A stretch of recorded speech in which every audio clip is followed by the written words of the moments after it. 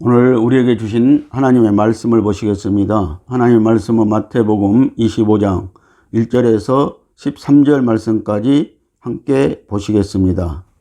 그때의 천국은 마치 등을 들고 신랑을 맞으러 나간 10처녀와 같다 하리니 그 중에 5은 미련하고 5은 슬기 있는지라. 미련한 자들은 등을 가지되 기름을 가지지 아니하고 슬기 있는 자들은 그릇에 기름을 담아 등과 함께 가져갔더니 신랑이 더디 오므로 다 졸며 잘세. 밤중에 소리가 나되 보라 신랑이로다 맞으러 나오라 하매 이에 그 처녀들이 다 일어나 등을 준비할세. 미련한 자들이 슬기 있는 자들에게 이르되 우리 등불이 꺼져가니 너희 기름을 좀 달라 하거늘. 슬기 있는 자들이 대답하여 가로되 우리와 너희 쓰기에 다 부족할까 하노니 차라리 파는 자들에게 가서 너희 쓸 것을 사라 하니 저희가 사러 간 동안에 신랑이 오므로 예비하였던 자들은 함께 혼인잔치에 들어가고 문은 닫힌지라. 그 후에 남은 처녀들이 와서 가로되 주여 주여 우리에게 열어주소서. 대답하여 가로되 진실로 너희에게 이르노니 내가 너희를 알지 못하노라 하였느니라. 그런즉 깨어있으라. 너희는 그 날과 그 시를 알지 못하느니라. 아멘. 할렐루야. 성령으로 신부단장합시다. 우리가 마지막 때는 예수님 신랑을 맞이할 신부단장을 해야 합니다. 오늘은 본문 말씀을 통하여서 10처녀에 대한 비유에 대해서 말씀을 듣도록 하겠습니다. 마태복음 25장의 세 비유는 말세지말에 재림하실 예수님을 맞이하기 위해서 성도가 어떠한 신앙생활을 해야 할 것을 말씀하시고 있는 비유입니다. 10처녀 비유는 신랑 예수님을 맞이하기 위해서 신부단장하라는 말씀입니다. 비유와 상징을 보겠습니다. 오늘 이 말씀에서 신랑은 예수 그리스도입니다. 그리고 10처녀는 성도들을 말하고 있습니다. 열은 충만수입니다. 슬기로운 5처녀는 성령 충만한 성도들을 말하고 있습니다. 미련한 5처녀는 성령 충만하지 못한 성도들을 말하고 있습니다. 여기에서 5은 책임수를 말하고 있습니다. 등은 증거이고 진리이고 증인이고 체험입니다. 기름은 성령을 상징하고 있습니다. 마태복음 25장 1절 말씀을 다시 보시겠습니다. 그때의 천국은 마치 등을 들고 신랑을 맞으러 나간 10처녀와 같다 하리니. 아멘. 그때라는 말은 그 당시에 즉 임재의 시기를 뜻합니다. 그때의 천국은 10처녀로 비유될 것입니다. 처녀는 성도들을 상징합니다. 안국 백성인 믿는 이들은 순결한 처녀들과 같아서 어두운 시대에 주님의 증인이 되기 위해서 즉 주님을 맞이하기 위해서 세상 교회에서 나온 사람들입니다. 이를 위해서 그들에게는 하나님의 영이 내주하심 뿐만 아니라 충만도 역시 필요합니다. 고린도후서 11장 2절 말씀을 함께 보시겠습니다. 내가 하나님의 열심으로 너희를 위하여 열심 내노니 내가 너희를 정결한 처녀로 한 남편인 그리스도께 드리려고 중매함이로다. 아멘. 신랑 예수 그리스도의 신부들이 되어야 합니다. 신부 단장을 해야 한다고 이제는 말씀을 하고 있습니다. 정결한 처녀로 한 남편인 그리스도께 드리려고 중매함이라고 했습니다. 처녀들은 등을 들고 있습니다. 1절은 처녀들이 등을 들고 신랑을 맞으러 밖으로 나갔다고 합니다. 등이란 성도들의 영을 상징하는데 거기에 하나님의 영을 기름으로 담습니다. 믿는 이들은 하나님의 영의 빛으로 빛을 냅니다.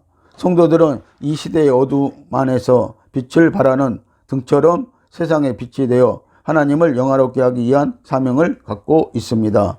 로마서 8장 16절을 보시겠습니다. 성령이 친히 우리의 영으로 더불어 우리가 하나님의 자녀인 것을 증거하시나니. 아멘. 성령이 사람의 영과 합하였을 때 하나님의 자녀가 되어진다고 말씀을 하시고 있습니다. 그리고 그 성령이 우리가 하나님의 자녀인 것을 증거하고 있다고 하십니다. 마태복음 5장 14절은 너희는 세상의 빛이라고 했습니다. 오늘도 여러분들, 우리는 세상의 빛입니다. 빛을 비치는 저와 여러분들이 되시기를 바랍니다. 처녀들은 등을 들고 나갔습니다. 처녀들이 나갔다는 말은 성도들이 장차 오실 그리스도를 맞으려고 세상 교회에서 나왔음을 상징하고 있습니다. 처녀들은 어느 곳에서도 머뭇거리거나 정착하지 않아야 합니다. 그들은 세상 밖으로 나오고 있습니다. 만일 주님이 더디 오신다면 세상은 결국 나에게 하나의 무덤만을 제공해 줄 것인데, 그곳에서 나는 주님의 오심을 기다리며 누워 있을 것입니다. 우리는 이 세상에서 머무를 수 없습니다. 나가야 합니다. 열처녀는 신랑을 맞으려고 나갑니다. 신랑은 예수 그리스도를 상징합니다. 이 비유에서 주님은 자기 자신을 승전의 장군이나 위대한 사령관으로 비유하지 않고 신랑으로 비유하셨습니다. 우리는 세상을 떠나서 신랑을 맞으러 나가는 처녀들이고, 예수님은 우리를 안으러 오시고 있는 신랑이십니다. 요한복음 3장 29절 말씀을 함께 보시겠습니다. 신부를 취하는 자는 신랑이나 서서 신랑의 음성을 듣는 친구가 크게 기뻐하나니 나는 이러한 기쁨으로 충만하였노라. 아멘. 성도는 성령으로 충만할 때 신랑을 보고 기쁨이 충만하여진다고 말씀을 하고 있습니다. 여기에서 세례 요한은요, 예수님이 나타나니까 그 신랑을 보고요, 맞이할 준비를 하고요, 그리고 그 신랑의 음성을 듣고 크게 기뻐했노라고 이렇게 말씀을 하고 있는 것입니다. 그리고 그 기쁨이 충만했다고 하시는 것입니다. 기름을 가지지 않는 미련한 다섯 처녀입니다. 2절은 그 중에 다섯은 미련하고 다섯은 슬기 있는지라. 다섯은 넷에 하나를 더해서 이루어진 숫자입니다. 다섯은 책임을 맡은 것을 상징합니다. 이것은 모든 성도들이 하나님의 영으로 충만될 책임을 지고 있음을 가리키고 있습니다. 구약은 다섯이 책임의 수라는 것을 분명하게 계시하고 있습니다. 예를 들어 십계명은 다섯씩으로 된 두 조로 구분됩니다. 또한 다섯이란 숫자는 성막과 그 기구들과 관련해서 빈번하게 나타납니다. 다섯은 많은 치수들 가운데 기본인 수입니다. 창세기 15장 9절 말씀을 보시겠습니다. 여호와께서 그에게 이르시되 나를 위하여 3년 된 암소와 3년 된 암염소와 3년 된 수양과 산비둘기와 집비둘기 새끼를 취할지니라. 아멘. 하나님이 아브라함에게 제사를 드려보라고 했습니다. 그때 하나님께서 그 제물을 말씀하셨는데요, 그 제물이 바로 암소와 암염소와 수양과 산비둘기와 집비둘기 새끼를 취할지니라고 이렇게 말씀을 하시고 있습니다. 여기에서 3년 된 것을 취하라고 말씀을 하시는 것은요, 예수님의 공생애를 말씀하고 있고요, 3년은요. 그리고 암소와 암염소와 수양을 제물이신 그리스도를 상징하고 있는 것입니다.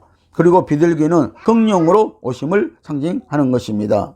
그래서 이 구약 시대 때요, 5대 제사에서도 이 제물은 꼭 필요한 제물이라고 말씀을 하시고 있는 것입니다. 다섯 처녀는 미련하고 다섯은 지혜롭다고 말씀합니다. 성령은 지혜의 영입니다. 진리의 영이고 계시의 영이고, 진리의 성령으로 인도받을 때, 충만할 때 지혜롭다고 하는 것입니다. 지혜와 계시가 옵니다. 에베소서 1장 17절 말씀은 우리 주 예수 그리스도의 하나님 영광의 아버지께서 지혜와 계시의 영을 주사 하나님을 알게 하시고라고 이렇게 말씀을 하시고 있습니다. 아멘. 자, 하나님께서 우리에게 지혜와 계시의 영을 주셔야만이, 성령을 주셔야만이 우리가 하나님을 알 수 있다는 것입니다. 다시 말씀드리면 예수님을 우리가 알 수 있다고 말씀을 하시는 것입니다. 3절은 그들이 미련한 이유를 말씀해 주고 있습니다. 미련한 자들은 등을 가지되 기름을 가지지 아니하였다고 했습니다. 등은 증인을 상징하므로 구원이지만 여분의 기름을 가지지 않는 것은 성령으로 충만하지 못한 것을 가리키고 있는 것입니다. 기름은 성령을 상징합니다. 어리석은 자들은 등만 가졌을 뿐 그릇에 여분의 기름을 가지지 않았기 때문에 미련했습니다. 거듭나게 하시는 성령 외에는 추가해서 그들은 내적 충만을 위한 또 다른 역사를 일으킬 성령을 가지지 않는 것입니다. 충만하지 못했던 것입니다. 이사야서 61장 1절 말씀을 함께 보시겠습니다. 주 여호와의 신이 내게 임하셨으니 이는 여호와께서 내게 기름을 부으사 가난한 자에게 아름다운 소식을 전하게 하려 하심이라. 아멘. 자, 예수님도요, 하나님으로부터 기름 부음을 받음으로 사역하셨다고 말씀을 하시고 있는 것입니다. 그릇에 기름을 가진 슬기 있는 5처녀입니다. 4절은 슬기 있는 자들은 그릇에 기름을 담아 등과 함께 가져갔더니라고 말씀을 하시고 있습니다. 아멘. 사람은 하나님을 위해 만들어진 그릇이고 사람의 인격이나 개성은 그 혼 안에 있습니다. 그러므로 여기서 그릇이란 성도들의 혼을 상징합니다. 슬기로운 5처녀는 등에 기름을 가졌을 뿐만 아니라 등에 기름을 갖는다는 것은 그들의 영 안에 하나님의 영이 있음을 상징하고 그릇에 기름을 담고 있다는 것은 그들의 혼을 흠뻑 적시는 하나님의 영의 충만함을 갖고 있음을 상징합니다. 로마서 9장 23절과 24절 말씀을 보시겠습니다. 또한 영광받기로 예비하신 긍휼의 그릇에 대하여 그 영광의 부요함을 알게 하고자 하셨을지라도 무슨 말 하리요. 이 그릇은 우리니 곧 유대인 중에서 뿐만 아니라 이방인 중에서도 부르신 자니라. 아멘. 사람을 그릇으로 비유하고 있습니다. 오늘 이 그릇은 우리니 유대인도 그릇이고 또 이방인들도 그릇이라고 이렇게 말씀을 하고 있습니다. 그래서 이 그릇에 우리는 기름을 채워야 한다는 것입니다. 성령의 기름 부음을 채워야 한다고 말씀하시고 있는 것입니다. 로마서 8장 9절과 16절 말씀을 함께 보시겠습니다. 만일 너희 속에 하나님의 영이 거하시면 너희가 육신에 있지 아니하고 영에 있나니 누구든지 그리스도의 영이 없으면 그리스도의 사람이 아니니라. 자, 오늘 예수 믿는 사람들이요, 그리스도의 영이 없으면은요, 그리스도의 사람이 아니라고 이렇게 말씀을 하시고 있습니다. 여기에서 그리스도의 영은 성령을 말씀하시고 있는 것입니다. 16절은 성령이 친히 우리 영으로 더불어 우리가 하나님의 자녀인 것을 증거하시니라고 이렇게 말씀을 하시고 있는 것입니다. 성령 받아야 하나님의 자녀인 것을 증거해 줍니다. 에베소서 1장 13절과 14절 말씀을 함께 보십니다.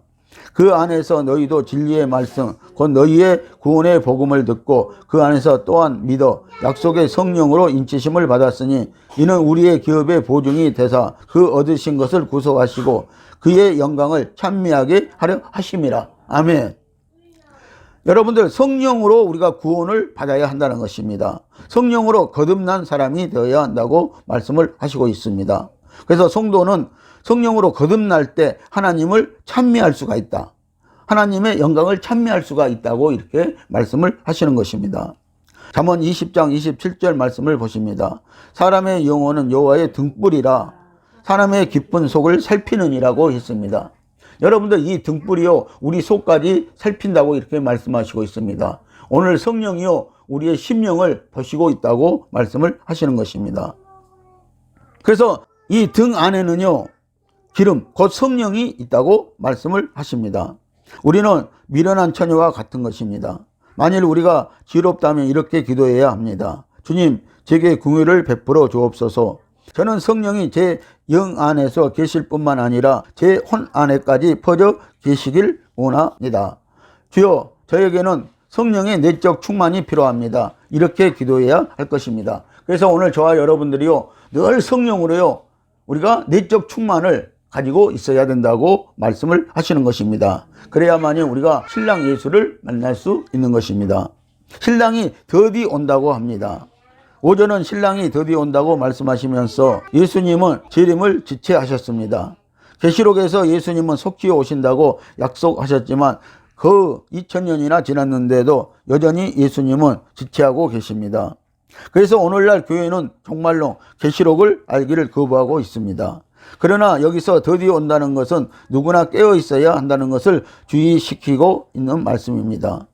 주님은 어느 시대나 어느 곳을 막론하고 재림에 대해서만큼은 항상 깨어 있기를 원하십니다.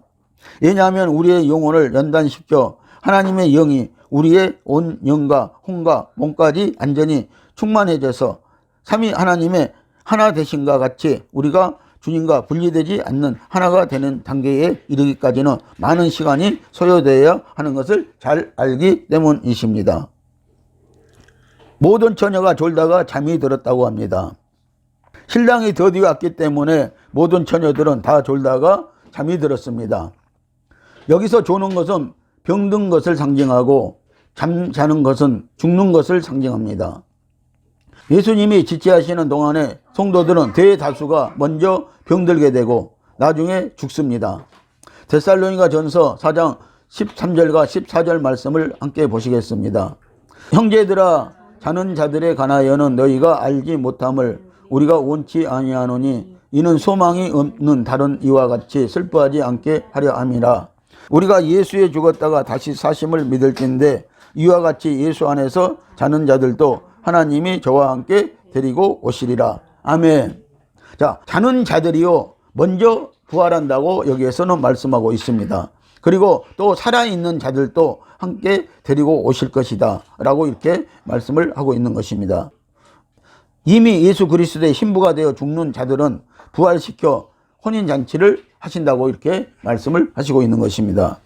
한밤중에 소리가 났습니다. 6절은 한밤중에 소리가 나되 보라 신랑이로다 맞으러 나오라 하매. 아멘. 어두운 시대 가운데 가장 캄캄한 때를 상징하고 있습니다. 그것은 이 시대 끝, 즉 대환란 때일 것입니다. 소리는 천사장의 음성을 상징하고 있습니다. 데살로니가 전서 4장 16절 말씀을 함께 보시겠습니다. 주께서 호령과 천사장의 소리와 하나님의 나팔로 친히 하늘로 쫓아 강림하시리니 그리스도 안에서 죽은 자들이 먼저 일어나고, 예수님은 항상요 그리스도 안에서 신부단장하고 어린 양의 아내로 신부된 성도들이 죽은 자들이 먼저 일어난다 라고 이렇게 말씀을 항상 하고 계시는 것을 볼 수가 있는 것입니다. 우리의 소망은 부활과 휴거입니다. 부활은 생명의 문제입니다. 부활은 죽은 자들을 위한 것입니다. 만일 주께서 다시 오심을 지연시키신다면 우리는 결국 다 잠들게 될 것입니다. 즉 육신적으로는 죽게 될 것입니다. 이미 죽은 성도들은 부활을 기다리고 있습니다. 우리가 예수님 재림 때까지 살아있다면 부활은 필요 없을 것입니다. 그러나 휴거는 여전히 필요할 것입니다. 그러므로 휴거는 실제적으로 이 땅 위에서 우리의 생활의 끝이 될 것입니다. 그래서 여러분들 예수를 잘 믿고 구원받고요 신부단장 되어서 죽은 자들은요 예수님이 오실 때 먼저 부활시킨다고 했습니다. 그리고 살아서 예수 그리스도를 믿는 자들은요 휴거될 것이라고 이렇게 말씀을 하시고 있는 것입니다. 처녀들이 다 일어났습니다. 7절은 이에 그 처녀들이 다 일어나 등을 준비할세라고 말씀하고 있습니다. 이 말은 죽은 자들 가운데서의 부활을 상징하고 있습니다. 이것은 성경에 예언된 부활입니다. 데살로니가 전서 4장 14절과 15절 말씀을 또 보십니다. 우리가 예수에 죽었다가 다시 사심을 믿을진데 이와 같이 예수 안에서 자는 자들도 하나님이 저와 함께 데리고 오시리라. 우리가 주의 말씀으로 너희에게 이것을 말하노니 주 강림하실 때까지 우리 살아남아 있는 자도 자는 자보다 결단코 앞서지 못하리라. 자, 살아있는 자들이 죽은 자들보다 결단코 앞서지 못할 것이라고 이렇게 또 말씀을 하시고 있습니다. 그래서 그리스도 안에 있는 자란 구원을 받고 신부로 예비된 성도들을 말씀하고 있는 것입니다. 고린도전서 15장 51절로 53절 말씀을 보시겠습니다. 보라 내가 너희에게 비밀을 말하노니 우리가 다 잠잘 것이 아니요 마지막 나팔의 순식간에 호련히 다 변화하리니 나팔 소리가 나매 죽은 자들이 썩지 아니할 것으로 다시 살고 우리도 변화하리라. 이 썩을 것이 불갑을 썩지 아니할 것을 입겠고 이 죽을 것이 죽지 아니함을 입으리로다. 아멘. 자, 예수 안에서 죽은 자들이 먼저 부활체를 입고 마지막 살아있는 자들도 다섯 처녀와 같은 성도들이 휴거될 것이라고 이렇게 말씀을 하시고 있습니다. 다섯 처녀들은 등과 기름이 준비되어 있었습니다. 성령을 받았다는 얘기를 하고 있는 것입니다. 그래서 다섯 처녀들은 이 부활이 되기 위해서는요, 휴거가 되기 위해서는요, 끝까지 성령 충만함으로 기다려야 한다고 말씀을 하시는 것입니다. 그들은 등을 준비했습니다. 등을 준비한 것은 등을 손질했다는 뜻입니다. 우리의 신앙생활은 성령으로 해야 한다는 것입니다. 처녀들은 일어난 후에 등을 손질했다고 합니다. 이것은 만일 우리가 죽기 전에 온전하지 못하다면 부활 후에도 주님의 모든 사랑을 다 체험하지 못했다든지 알지 못한 자들은 그에 대한 어떤 부족함을 채워야 하는 가정이 있음을 말해 주는 것입니다. 천국 생활을 무조건 아무렇게 할 수 있는 것이 아님을 암시하고 있는 말씀인 것입니다. 여러분들, 천국 생활은요, 하나님의 말씀에 우리가 합당한 신앙생활을 해야만이 우리가 천국 생활을 할 수가 있는 것이지, 합당하지 못한 성도가 어떻게 천국 생활을 할 수 있느냐는 것입니다. 그래서 저와 여러분들은 정말 이 신앙생활 하는 동안에요, 하나님의 말씀을 듣고요, 합당한 신앙인들이 다 되어야 한다는 것입니다. 미련한 자들이 슬기로운 처녀들에게 기름을 빌리기를 원합니다. 8절은 미련한 자들이 슬기 있는 자들에게 말하되 우리의 등불이 꺼져가니 너희 기름을 좀 나눠달라 하거늘. 자, 이 말씀은 심지어 부활 후에도 미련한 성도들에게는 여전히 하나님의 영의 충만함이 필요하게 될 것임을 암시합니다. 꺼져가니라는 말은 미련한 처녀들이 등이 켜져 있고 그 안에 기름이 있지만 충분한 공급을 갖지 못했음을 입증합니다. 미련한 처녀들은 그들 안에 계신 하나님의 영에 의해 거듭났지만 그들의 온 존재를 흠뻑 적실 만큼 하나님의 영으로 충만되지 않은 성도들로 예표되고 있습니다. 슬기로운 처녀들의 대답은 9절에서 슬기 있는 자들이 대답하여 말하되 우리와 너희 쓰기에 다 부족할까 하노니 차라리 파는 자들에게 가서 너희 쓸 것을 사라 하니. 아멘. 자, 이것은 아무에게나 다른 사람들을 위해 성령의 충만함을 가질 수 없음을 가리킵니다. 성령은 빌려줄 수 있는 존재가 아닙니다. 우리는 다른 많은 것은 빌려올 수도 있을지 몰라도 성령의 내적 충만은 빌려올 수 없습니다. 슬기 있는 처녀들은 파는 자들에게 가서 쓸 것을 사라고 미련한 처녀들에게 말했습니다. 기름을 파는 자들은 대환란 중에 전 3년 반에 두 증인인 두 감람나무임에 틀림없습니다. 대환란 동안에 기름의 두 아들인 모세와 엘리야 같은 두 선지자가 하나님의 백성을 도우러 올 것입니다. 기름을 그때 준비해야 되고 기름을 충만히 받아야 된다고 말씀을 하시는 것입니다. 파는 자들에게 사지 않으면 우리 내면에까지 성령으로 충만함을 입지 못할 것입니다. 결국 미련한 처녀들은 그들의 마음과 혼을 다해서 주님을 사랑해야 함을 깨달을 것입니다. 그들은 세상을 포기하고 자아를 처리해야 할 필요가 있음을 그때 가서야 비로소 알게 될 것입니다.